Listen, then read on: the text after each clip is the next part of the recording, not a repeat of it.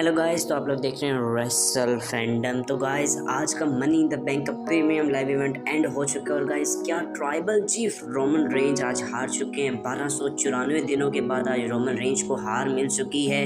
और क्या Jey Uso ने रोमन रेंज को पिन करके ब्लड लाइन के जो सिविल वार के विनर हैं ऊसोस बन चुके हैं। और क्या गाइस जॉन सीना भी अपनी रिटर्न कर चुके हैं। और गाइस क्या ड्रू मैकिंटायर भी डब्ल्यूडब्ल्यू में वापस आ चुके हैं। क्या डेमियन प्रीस्ट ने money in the bank briefcase जीत लिए, ईगो स्काई विनर बन चुके हैं। पूरे money in the bank premium live event के बारे में बात करेंगे और बहुत सारी बातें जो कि इस वीडियो में करेंगे। तो मेरी आप सबसे रिक्वेस्ट है कि मेरे इस चैनल रेसल फैंडम को सब्सक्राइब कर लें, बेल आइकन को प्रेस कर लें ताकि न्यू आने वाली तमाम तर वीडियोस के अपडेट्स आपको फौरन मिल सकें।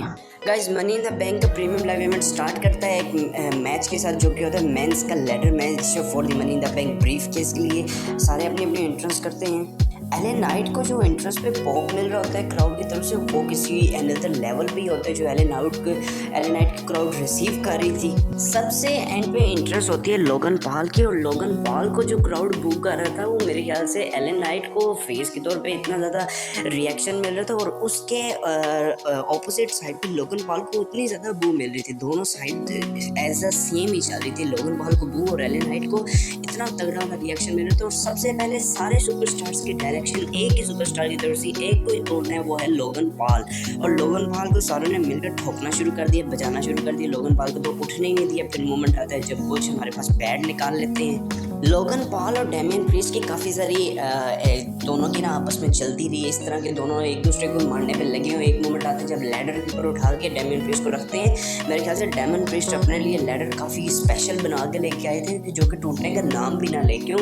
उसके ऊपर लोगन पॉल ने जब डाइव लगाई तो भाई लैडर टूटी नहीं। इतनी जोर के उन्होंने स्प्लैश लगाया था लोगन पॉल ने, फिर भी हमारे पास लैडर नहीं टूटी भाई। हाई फ्लायर मूव जो परफॉर्म किए हैं रिकोशे ने भाई साहब हमारे पास डाइव्स लगाई हैं, एक दूसरे को ऊपर उठा के पटका है। जब बुच ने फिनिशर अपना लगाया होता है अपने सबमिशन मूव में सेंटोस एस्कोबार को फंसाया होता है, जो रिकोशे डाइव लगाते हैं भाई लैडर के ऊपर, वो देखने में भाई क्या मज़ा आया है। कौन से एक्सट्रीम लेवल पे ले गए थे मैच को। इतनी तगड़ी बुकिंग डब्ल्यूडब्ल्यू ने शुरुआत में रखी थी कि शो को देखने का एंड तक मज़ा साथ साथ बरकरार रहे भाई। फिर जो बुच ने 6 के 6 बंदों के ऊपर डाइव लगाई यार, क्या मैं मेरे पास अल्फाज नहीं है, मैं क्या बयान करूँ इस मैच को। जो बुच ने फिर डाइव लगाई सारों के ऊपर।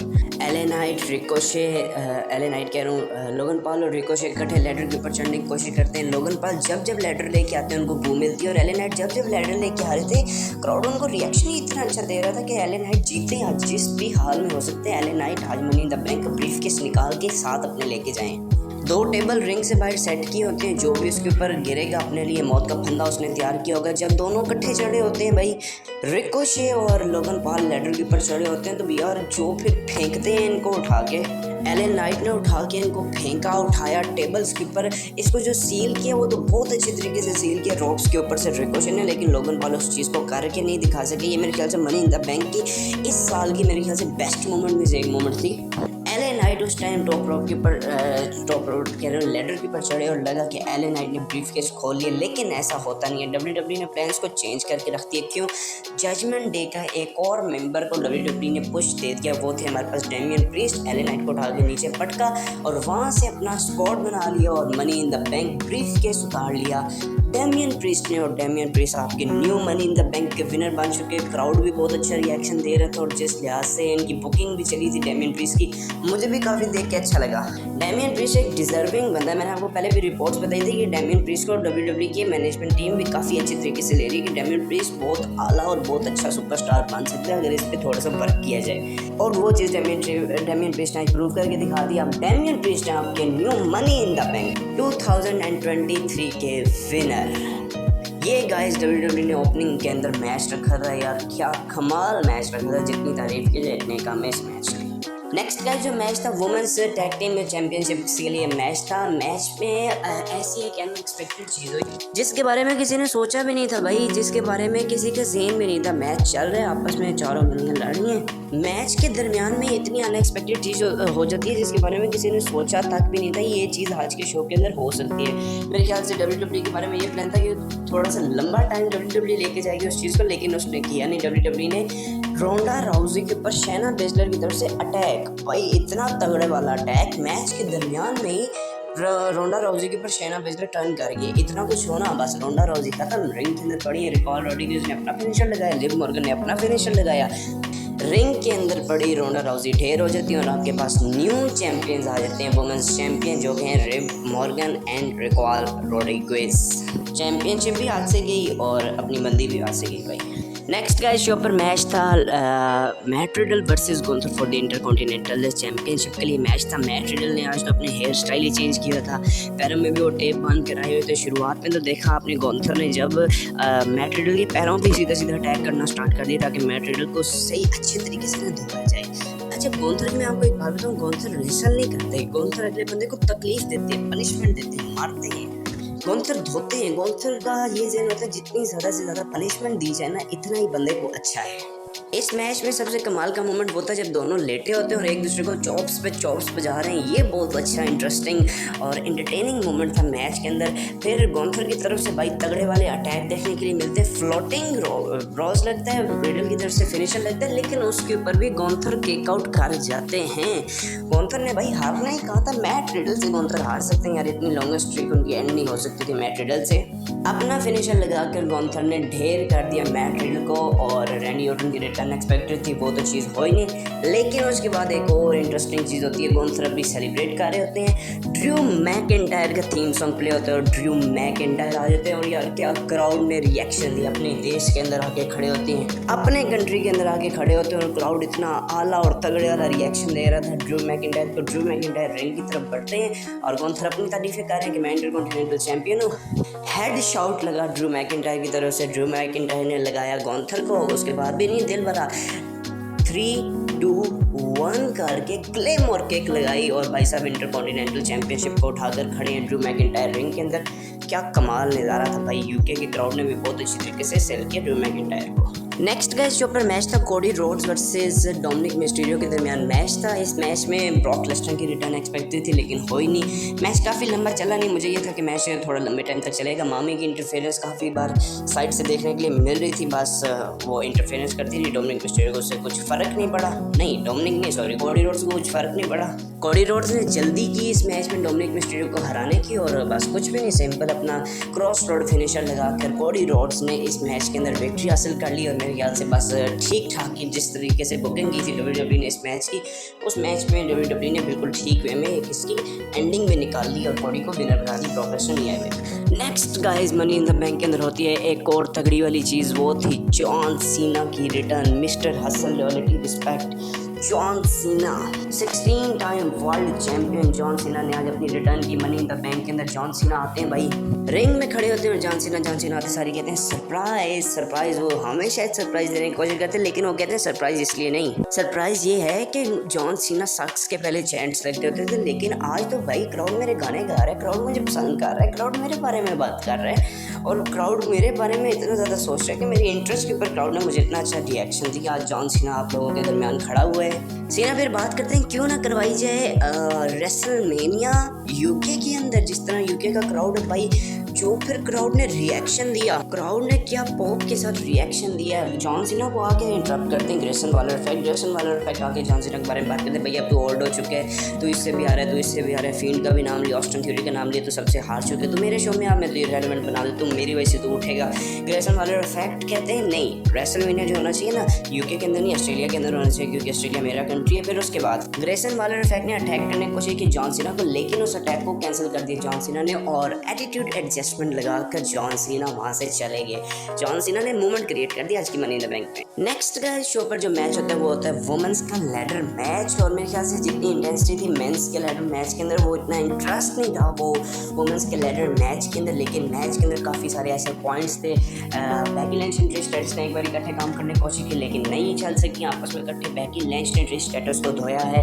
जियो स्टार ने जो परफॉर्मेंस दिखाई है वो तो इस तरह जिस तरह कोई बैटरी लगी होती है कोई उनके अंदर। बैली ने एवो स्काई को दिखाया कि एक मोमेंट में मैं तुमसे बिल्कुल अलग हो चुके हैं। एवो स्काई ने समझ लिया कि बैली मेरे साथ नहीं है, बैली मेरे साथ नहीं है। भाई सब जो इन बंदियों ने उठा के पटका एक दूसरे को लैडर के ऊपर, लेकिन लैडर में फिर भी हैरान हूं, लैडर आई टूटी नहीं भाई, लैडर ने तो टूटने का नाम भी नहीं लिया भाई।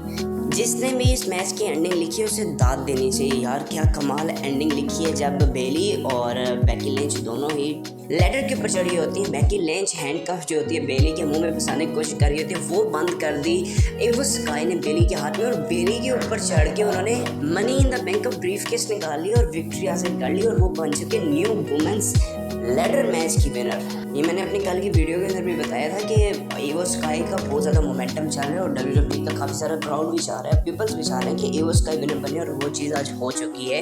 एवो स्काई आपके new money in the bank की विनर बन चुके हैं, women's money in the bank ladder match की विनर। नेक्स्ट का जो मैच होता है Seth Freakin Rollins versus Finn Balor for the world heavyweight championship के लिए मैच होता है। फिन बैलर ने आज मास्क पहना हुआ था, वर्जन फिन बैलर का सिंपल ही आया था सेथ फ्रीकिन रॉलिंस के सामने। हाँ, बदला लेना समर स्लैम वाला यूनिवर्सल चैंपियनशिप वाला जब बाजू तोड़ी थी। मैच में काफ़ी ऐसे मोमेंट्स थे कि फिन बैलर ने अपर हैंड रखने की कोशिश की, buckle bomb Seth Freakin Rollins की तरफ से आता है, सेथ रॉलिंस भी तोड़े हैं इस मैच के अंदर फिन बैलर को। लेकिन फिन बैलर को जब लगती है पेडिग्री, वहाँ से एक टर्निंग पॉइंट आता है जब आ जाती है डैमियन प्रीस्ट अपना मनी इन द बैंक लेकर। इस तरह लगा कि money in the bank cash in करेंगे डैमियन प्रीस्ट, वो भी अभी। सबसे ज़्यादा शौक थे सेथ रॉलिंस देख के कोडे ग्रास लगाने के लिए जा रहे होते फिन बैलर, लेकिन उनका ध्यान हो जाता है डैमियन प्रीस्ट वाली साइड पे, रिंग के अंदर लग जाता है finisher storm Seth Freakin Rollins की तरफ से, और सेथ फ्रीकिन रॉलिंस जीत चुके हैं। और टेंशन मेरे ख्याल से क्रिएट होने जा रही है फिन बैलर के दरमियान में और डैमियन प्रीस्ट के दरमियान में। जिस तरह दोनों आपस में एक दूसरे को देख रहे थे, सेथ फ्रीकिन रॉलिंस अपने चैंपियनशिप बेल्ट के साथ वहाँ से चले जाते हैं, दोनों बंदे जजमेंट देके खड़े होते हैं बाहर ring. And finally in the main event guys हमारे पास मैच होता है blood and civil war, Roman Reigns and Solo Sikoa versus the Usos के दरमियान में। उसोस ने उस विक्ट्री को हासिल करना है जो कि उसोस को चाहिए। भाई उसोस जो रोमन रेंज के खिलाफ आके खड़े, कुछ ना कुछ तो वजह होनी चाहिए थी, वो आज WWE ने शो पर की। स्टार्टिंग में मैच काफ़ी स्लो पेस पे था, solo Sikoa and Jimmy Uso ने स्टार्ट किया, लेकिन फिर रोमन रेंज आ जाते हैं। सोलो सिकोआ का दिल तो नहीं किया रोमन रेंज को टैग देने पे, लेकिन भाई एक्नॉलेज किया रोमन रेंज को, ट्राइबल चीफ है रोमन रेंज को टैग दे दिया। रोमन रेंज आते हैं, उस दोनों बंदे मिलकर अटैक करने जा रहे होते हैं रोमन रेंज पे। रोमन रेंज रिंग से निकल जाते हैं, पॉल हेमन के पास जाते हैं एडवाइस लेने की कि पॉल हेमन मुझे अब क्या करना चाहिए। भाई मैच ने पेस उस टाइम पकड़ी जब हॉट टैग आते हैं सोलो सिकोआ और जे उसो को। भाई जब हॉट टैग आ जाते हैं फिर उसके बाद तो मैच ने पकड़ा ही नहीं ली। मैच ने भाई नीचे पेस मैच ने रोकी नहीं, लगा के छक्कों की बरसात हो रही है, सुपर किक्स पड़ रही हैं, सुसाइड डाइव लग रही है। जे उसो की तरफ से रोमन रेंज दूसरे सुसाइड डाइव के लिए अंदर आए थे रिंग में, आउट ऑफ नोवेयर आके सुपरमैन पंच लगा देते हैं। भाई फिर डबल स्पेयर उस की तरफ से देखने के लिए मिलता है। भाई रोमन रेंज को डबल स्पेयर लगता है, रोमन रेंज गिलोटिन जॉब के अंदर फंसाते हैं अपने जिमी उसो को, और भाई जिमी उसो उसके ऊपर स्टैंड कर जाते हैं। जिमी उसो सीधा खड़े हो जाते हैं जैसे गिलोटिन जॉब लगा होता है, रोमन रेंज को भी साथ ही लेके वो खड़े होते हैं, अकेले नहीं खड़े होते। Roman Reigns and Solo Sikoa की तरफ से रॉक बॉटम आता है, जिससे योनागी की तरह इन दोनों ने सेल करने की कोशिश की, दोनों ऊसोस को लगाया इन दोनों ने। मैच और रोमन रेंज का रेफरी ना गिरे, ये तो भाई कभी भी नहीं हो सकता। ये तो आप लोग सोचो बिना कि मैच रोमन रेंज का चल रहा हो और रेफरी ना गिरे, ये तो हो ही नहीं सकता। रेफरी बार गिरे पड़े हुए हैं। भाई मैच में एक और मूवमेंट आया, कौन सा मूवमेंट था, जब रोमन रेंज ने लगाया स्पेयर और ऊपर से सोलो सिकोआ ने लगाया स्पाइक। रोमन रेंज ने सेम वे में जिस तरह रेसलमेनिया 37 के अंदर एज एंड डेनियल ब्रायन को पिन किया था, रोमन रेंज ने सेम वे में दोनों उसोस को रखा। रेफरी बाहर से आया 1 2 नॉट 3, भाई 3 होने नहीं दिया, उसोस ने किक आउट कर दिया। रोमन रेंज समझ गए थे आज नहीं कुछ काम होने वाला, स्पेयर लगाया, स्पेयर के ऊपर भी किक आउट हो गया। भाई रिंग के बाहर जाके सोलो सिकोआ ने अपनी डाइव लगाई, लेकिन वो टेबल के ऊपर खुद ही पटक जाते हैं। रिंग के अंदर हो जाती है रोमन रेंज के ऊपर बरसात किक्स की, सुपर किक्स सोलो सिकोआ को भी लग जाती है, रोमन रेंज को लगती है, जे उसो लगाते हैं, जिमी उसो लगाते हैं, एंड पे स्प्लैश लगाकर जे उसो ने रोमन रेंज को पिन कर दिया। भाई आज रोमन रेंज शो पर हार चुके हैं मनी इन द बैंक के अंदर। 1294 दिन के बाद रोमन रेंज पहली दफ़ा किसी से पिन हुए, लास्ट टाइम पिन हुए थे बैरन कॉर्बिन से, और वो चीज़ WWE ने करके दिखा दी। फर्स्ट टाइम भी WWE में रोमन रेंज पिन हुए थे जे उसो से, और आज भी 1294 दिनों के बाद जे उसो से ही पिन हुए। मेरे ख्याल से जे उसो वर्सेस रोमन रेंज की WWE राइवलरी स्टार्ट कर सकती है रेसलमेनिया के और सॉरी समर स्लैम के अंदर। ये था guys complete money in the bank का शो। आपको शो कैसा लगा कमेंट्स करना। ये वीडियो अच्छी लगे लाइक शेयर सब्सक्राइब कर देना, बेल आइकन प्रेस कर देना। That's it, see you guys in next video.